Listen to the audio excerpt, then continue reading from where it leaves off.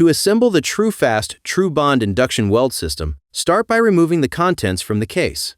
Inside the case, you will find the induction welder with shoulder straps already attached, the induction weld head, a short handle, and thumb screws.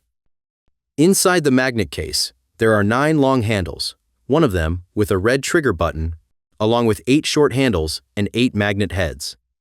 To assemble the unit, start by attaching a handle to the induction head. You can use either the short handle or the long handle with the trigger. Both handles are inserted and secured using the provided thumb screws.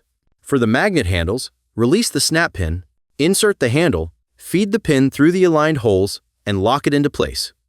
Next, plug in the welder box into a 110/120 outlet and insert the handle power unit into the welder box.